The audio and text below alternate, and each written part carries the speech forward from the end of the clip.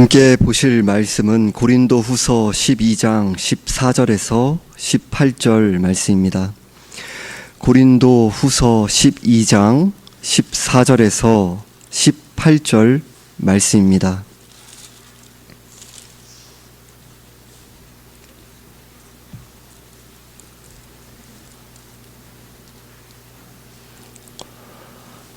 합독하시겠습니다.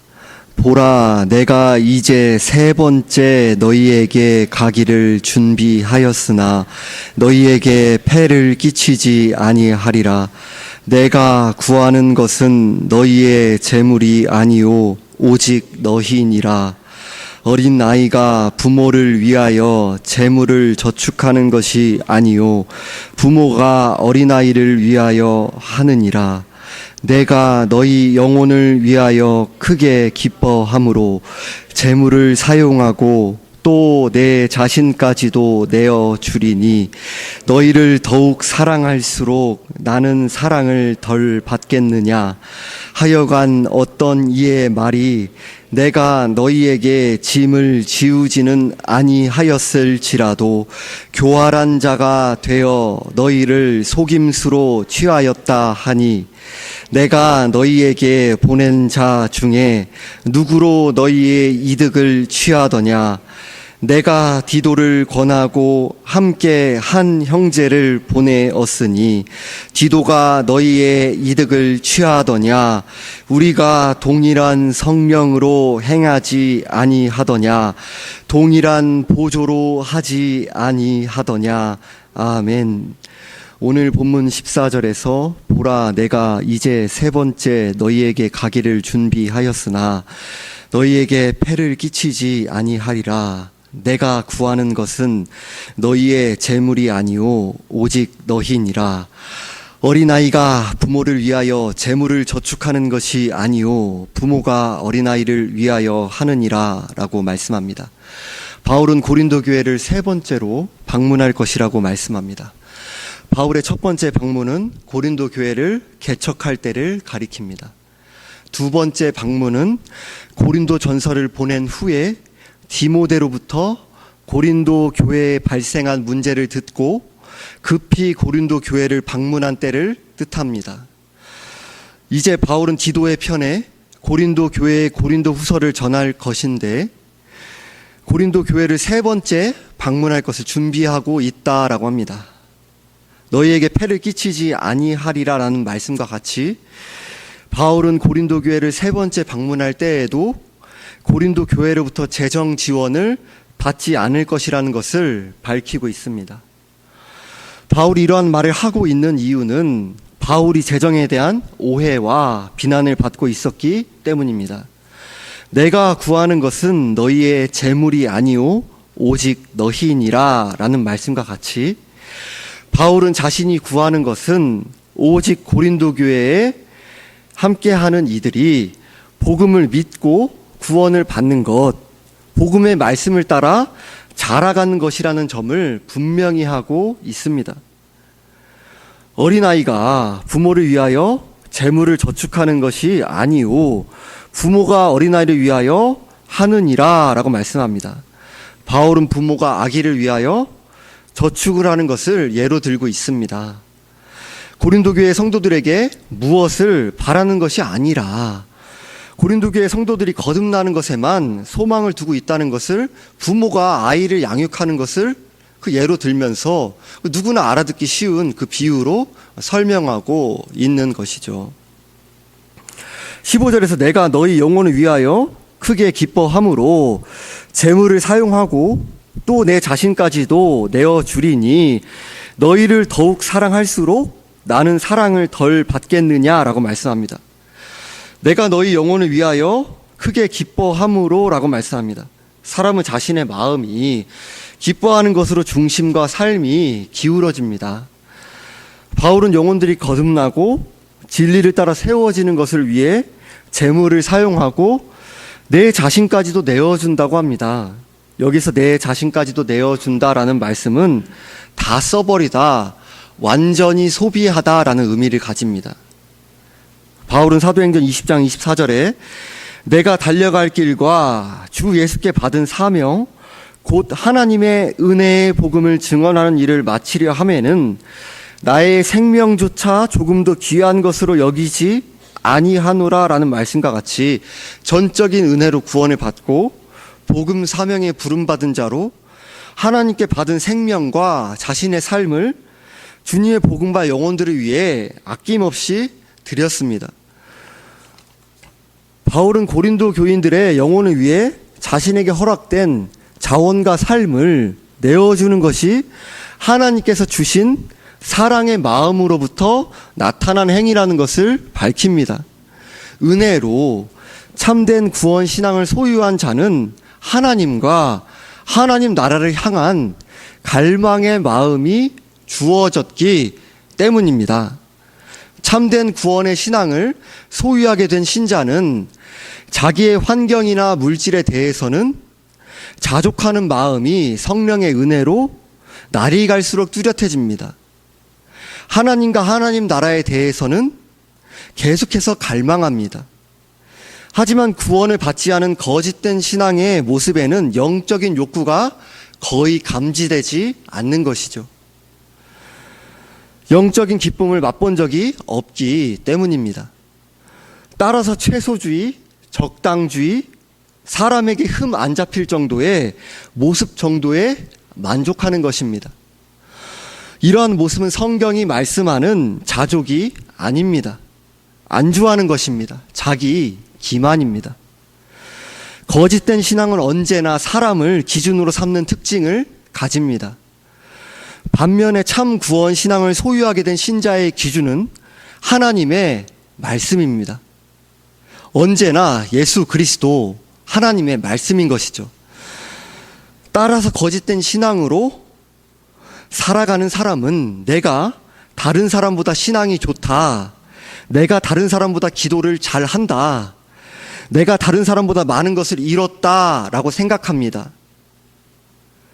조금 은혜의 경험을 했다고 해서 금방 거짓된 만족을 하고 안주하며 이 정도면 됐지라고 여기며 그렇게 그 자리 가운데서 거짓된 만족으로 그렇게 멈추는 것입니다.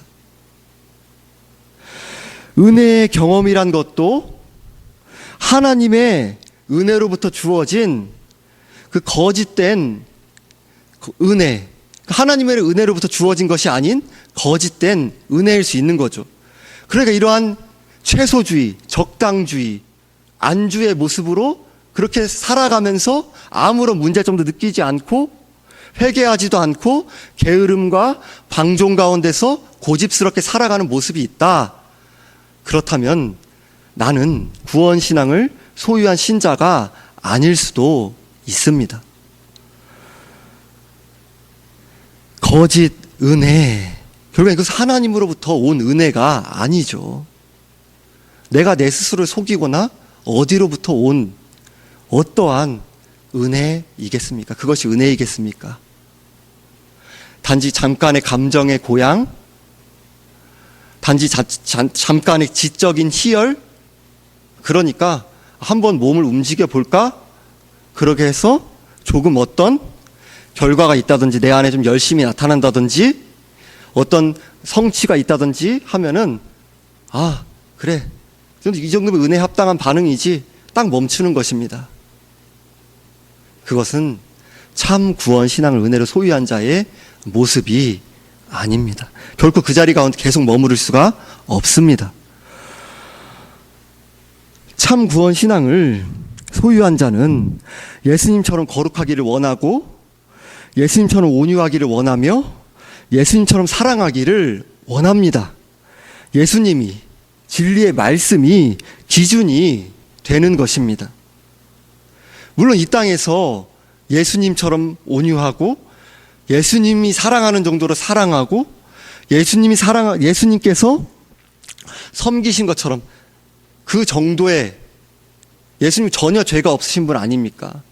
죄의 오염이 늘 남아있는 우리가 예수님 그 자리까지는 이룰 수가 없죠. 이 땅에서는 주님 다시 오시기 전까지 죄에서 완전히 우리들이 전혀 영향을 받지 않는 그 자리까지는 그런 모습이 그럴 수 없죠. 그러나 참 구원신앙을 소유한 신자는 예수님이 기준이 되고 하나님 말씀이 기준이 된 자이기 때문에 멈출 수 없습니다. 자기 자리에 안주하지 않습니다. 은혜를 구합니다. 계속해서 갈망합니다. 예수님 닮기를 원합니다. 말씀을 따라 자라가기 원합니다. 이 정도면 됐지. 이 정도 예수님 닮은 모습 조금 나았지. 작은 예수지. 그냥 이 정도로 멈추면서 그렇게 자기를 속이면서 자고하지 않는 것입니다.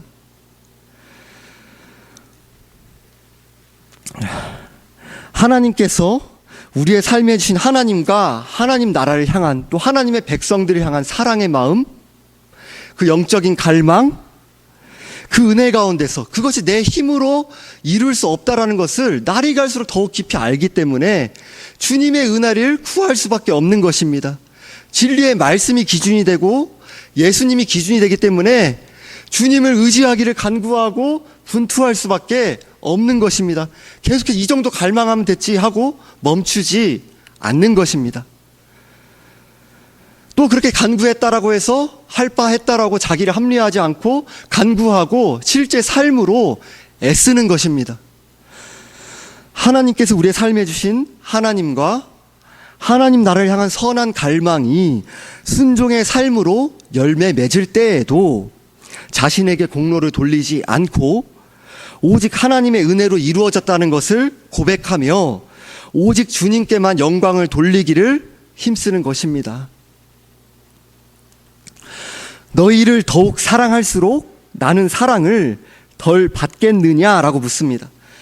바울이 고린도 교회 성도들을 사랑하며 사랑의 행위를 나타낸다고 해서 사랑을 덜 받겠느냐라고 묻고 있습니다. 지금 여기 이 묻고 있는 이 물음표에는 그 긍정적인 그 감정의 마음이 아니죠. 성도님들께서 지금 문맥을 통해 보시는 것처럼 안타까운 마음인 것입니다. 바울이 하나님께 주신 복음 사역의 그 소명을 따라 순수한 마음의 동기로 사랑으로 섬기고 있는데 터무니없는 오해를 받고 있는 것에 대한 바울의 안타까운 마음이 묻어 나옵니다. 16절에서 하여간 어떤 이의 말이 내가 너희에게 짐을 지우지는 아니하였을지라도 교활한 자가 되어 너희를 속임수로 취하였다 하니 라고 말씀합니다. 이 말씀에서 바울이 받고 있는 오해와 비난이 나타납니다. 바울이 고린도 교회의 성도들에게 재정적인 짐을 지우지는 않았지만 교활한 속임수를 쓰고 있다는 것입니다. 그래, 재정적인 짐은 지우지 않은 것 인정합니다. 하지만 교활한 속임수 쓰고 있는 거 아닙니까? 그렇게 여기고 있는 거죠. 바울은 자비랑으로 사역을 하고 고린도 교회가 아닌 다른 교회로부터 선교 후원금을 받아서 섬기면서 고린도 교회에는 재정적인 부담을 지우지 않았습니다. 그런데 바울이 예루살렘 교회를 위한 연보를 거두면서 뒤에서 자신의 것으로 속임수로 취하였다고 오해를 받은 것입니다. 당시 고린도 교회에 들어와 있던 거짓 교사들의 바울에 대한 거짓된 비난에 고린도 교인들은 너무나 쉽게 흔들리고 요동쳤습니다. 17절과 18절에서 내가 너희에게 보낸 자 중에 누구로 너희의 이득을 취하더냐? 내가 디도를 권하고 함께 한 형제를 보내었으니 디도가 너희의 이득을 취하더냐? 우리가 동일한 성명으로 행하지 아니하더냐? 동일한 보조로 하지 아니하더냐라고 말씀합니다. 바울은 자신이 디도와 디도 함께 보낸 형제를 통해 고린도 교회로부터 교묘하게 이득을 취한 적이 있는지를 묻고 있습니다. 디도 함께 보낸 한 형제가 고린도 교회에 자신의 이득을 취한 적이 있는지를 묻습니다.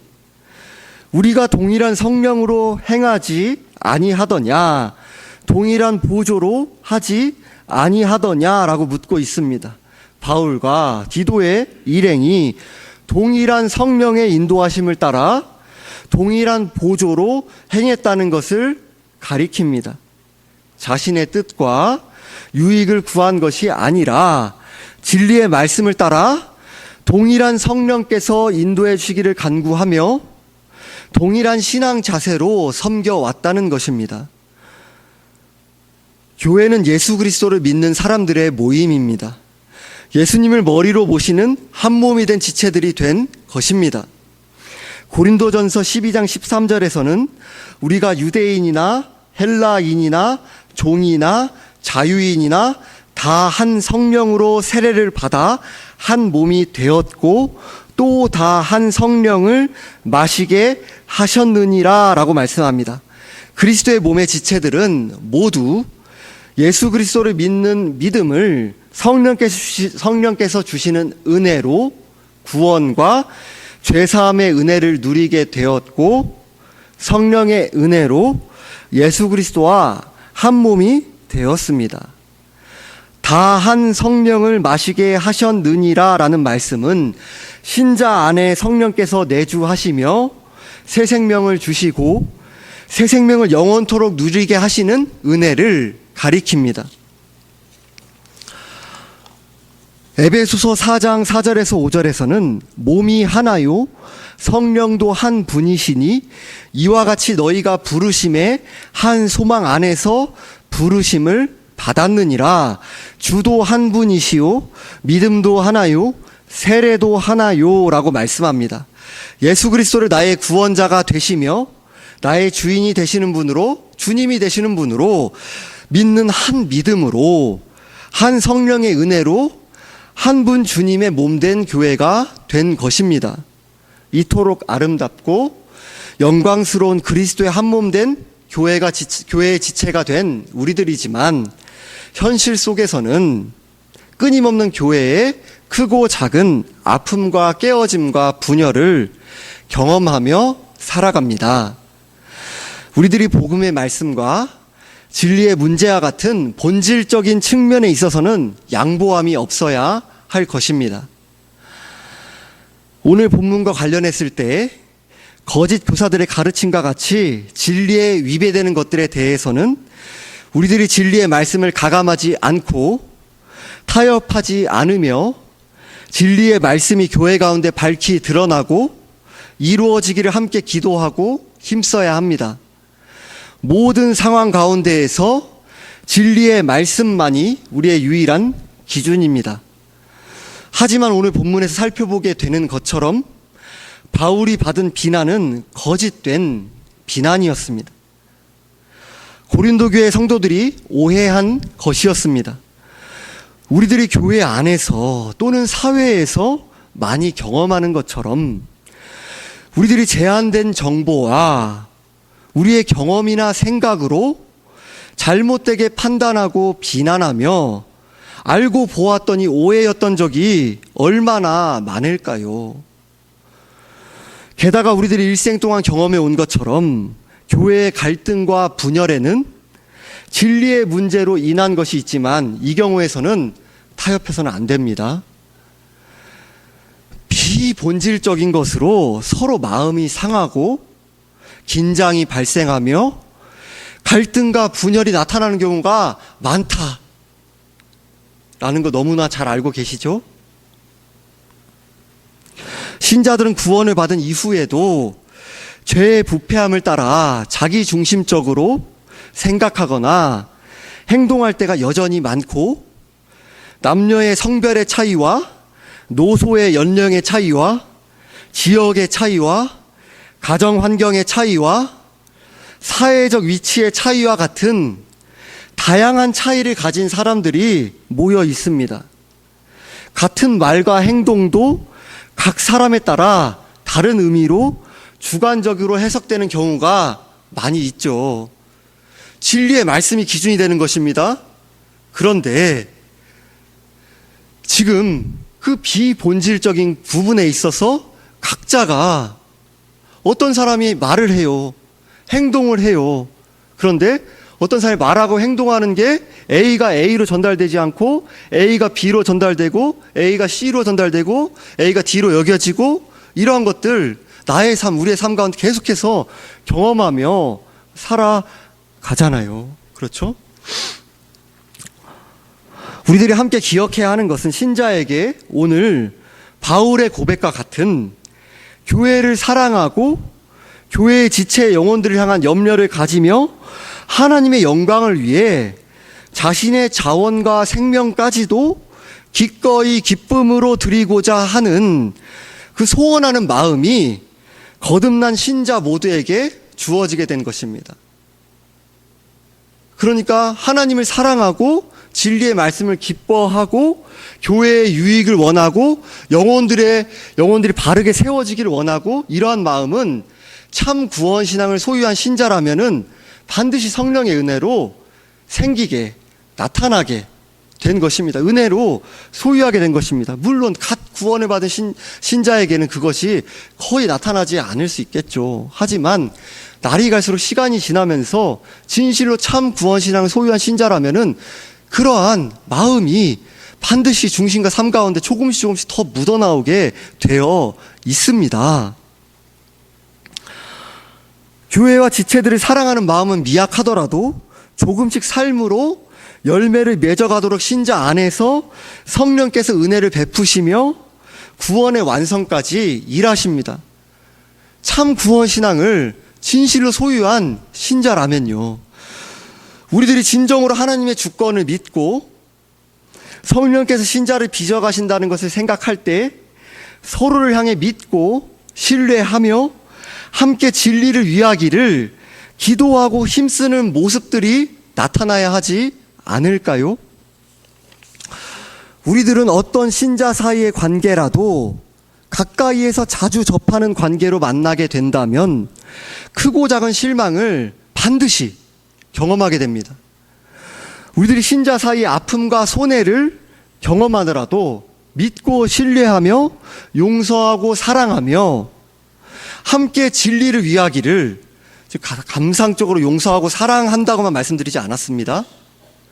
용서하고 사랑하며 진리를 위하기를 포기하지 않는 이유는 우리가 각 사람을 바라보는 것을 넘어 성령의 은혜를 신뢰하기 때문입니다. 그런데 우리들이 이러한 자리 가운데 아까도 살펴본 것처럼 적당주의, 채소주의, 안주주의, 이러한 모습으로 나타나는 우리가 신자라는 전제 하에서요, 그러한 모습으로 나타나는 이유가 많은 경우가 있겠지만 그 중에 하나를 예로 든다면, 우리들이 일생 가운데 여러 삶의, 가정이든 친족 관계든 사회든 여러 삶의 자리 가운데 전방위적인 여러분 배신 경험하셨죠?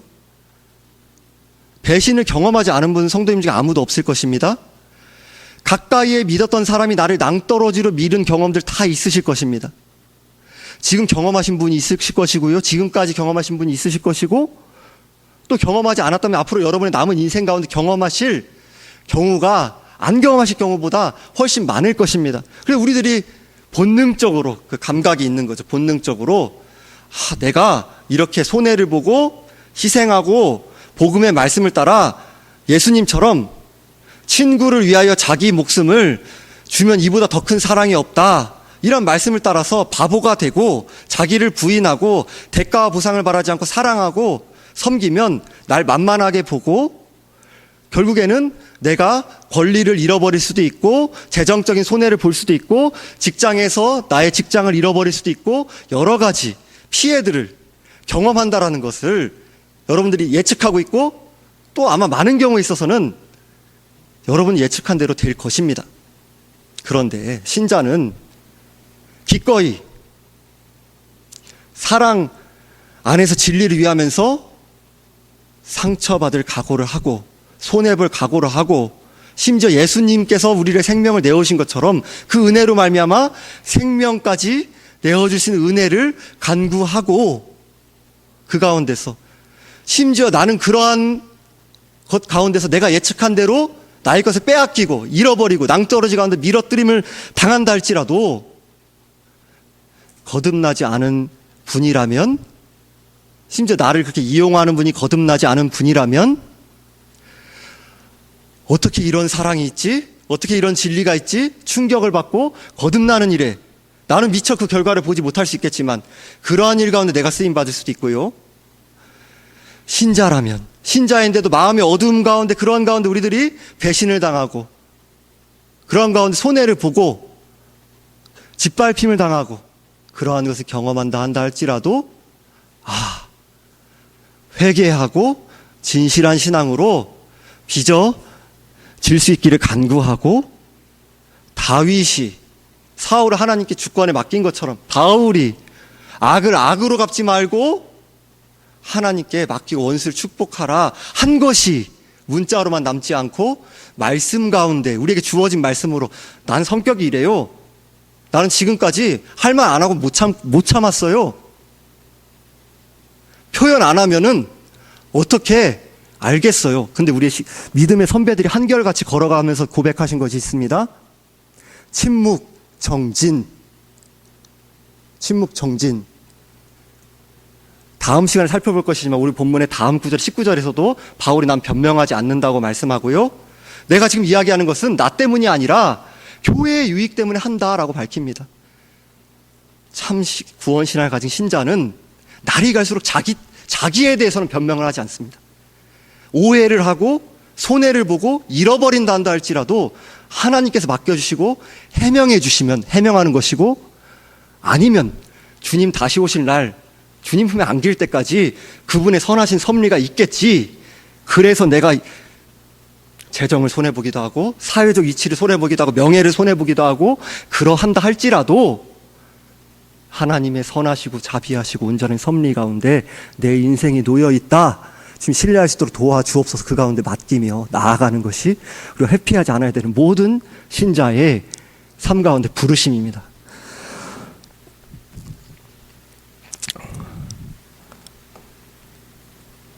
우리는 어떤 신자 사이의 관계라도 가까이에서 자주 접하는 관계로 만나게 된다면 크고 작은 실망을 경험하게 되죠.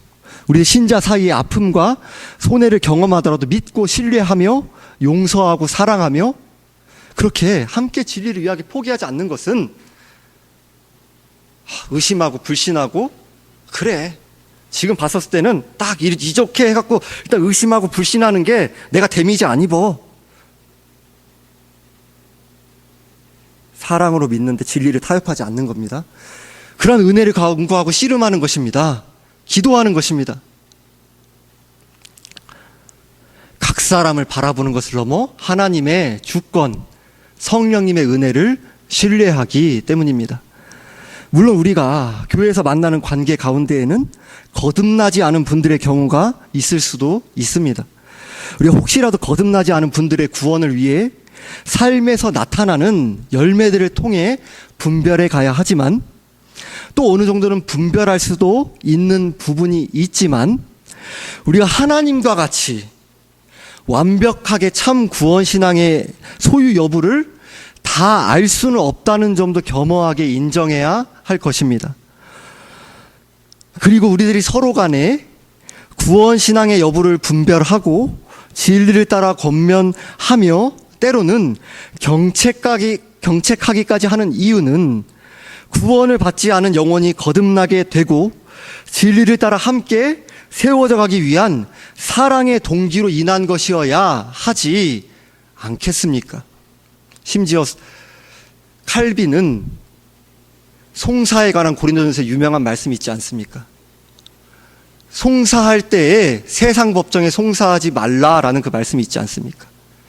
그것에 대해서 해석할 때에 신자의 경우도 송사하는 경우에 있다면, 그러한 교회 법정에 송사하고 그러한 경우가 있다면, 그러한 경우에는 나의 마음에 상대방에 대한 원한의 마음, 복수의 마음, 미움의 마음이 온전히 자기 부인이 된 그 마음의 상태에서 송사하라라고 가르쳤습니다. 칼빈 선생님이 그렇게 가르치셨어요. 이남규 교수님께 그렇게 조직 신학 그 시간에 배웠는데 충격을 받았습니다. 지금 그 말은 송사가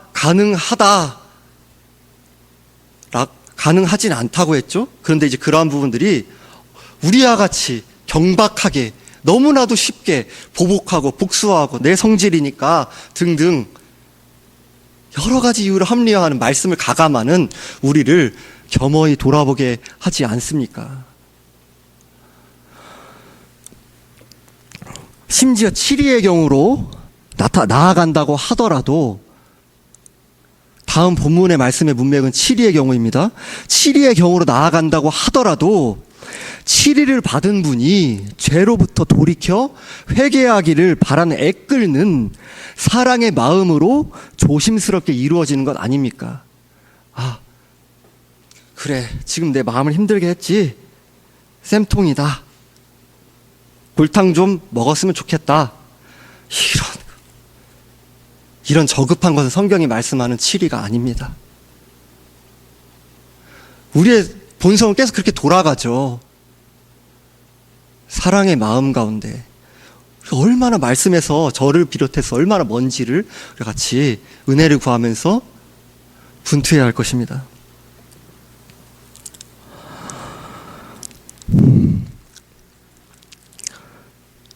신학교 수업 시간에 또 이제 설교학 교수님, 이승진 교수님이란 분은 우리 교역자들 성만찬에 대해 실습하는 시간을 저희들이 가지도록 그렇게 그 시간을 마련해 주신 적이 있었습니다. 그때 뭐 현실적인 그 교회 입장에서는 또 이제 실제적으로 하기는 좀 어렵다고 여겨집니다.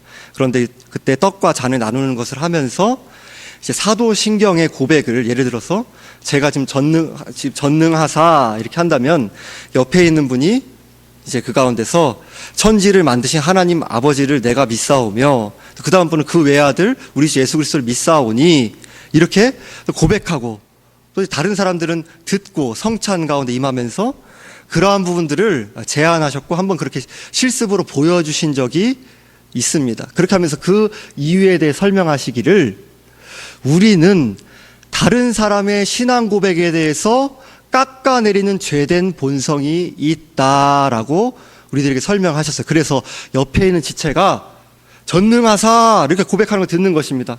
우리가 제된 본성대로 가면 어떡할까요? 뭔 전능하신 하나님 믿기는 믿어. 안 믿잖아. 천지를 만드신 하나님을 믿사오며 하나님 믿는 게 아니라 이기적으로 자신만이 살아가잖아. 이런 식으로 우리들이 그것을 깎아내리고 그것을 그냥 그대로 받지 않는 죄된 본성이 나에 대해서는 관대하고 다른 사람에게 깎아내리는 죄된 본성이 구원받은 신자라 한다 하더라도 우리 가운데 있다 이렇게 설명을 하셨습니다. 우리들이 때로는 다른 이들의 신앙 고백이나 삶에 대해 판단하고 비판하는 것들이 필요한 부분들이 있습니다. 죄를 못 본 척 대충 넘어가거나 진리의 말씀을 가감하는 것은 성경이 말씀하는 사랑이 아니니까요. 다른 이들의 신앙 고백이나 삶에 대해 우리들이 생각하는 것들 중에는 분명 내가 짐작한 대로 옳은 판단을 하는 부분이 있을 것입니다. 그리고 가까이 있는 사람들 중에서는 옳을 확률이 높습니다. 그리고 그러면서 어떤 면에서 우리들은 특히나 더 가까운 가족이나 가까이에 있는 사람들의 말을 듣기는 어려워요. 저부터 듣기는 어렵습니다. 가까이 있는 사람들의 그런 조언, 책망, 경책을 들을 수 있기를 또 간구하고 그 가운데서 대충 흘려 넘기지는 않아야 합니다. 우리들이 삶 가운데 같이 오랜 시간 함께 하다 보면은 죄된 부분이 어느 정도 성령의 은혜 가운데서 보입니다. 함께 지체 가운데 세워지기 위해서요. 그러나 우리의 좁은 시야와 왜곡된 죄성으로 잘못되게 판단할 때도 많다는 것을 주의해야 하며 우린 단지 우리의 재미를 위해서 다른 사람들을 깎아내릴 때도 많고 자기 이익에 따라 같은 상황이더라도 판단이 달라지기도 한다는 점을 경계해야 합니다. 나에게 이익이 되면은 관대하고 아니면은 이제 그 가운데서 판단이 달라지는 거죠. 우리의 모습에서 자주 경험하는 모습들 아닌가요?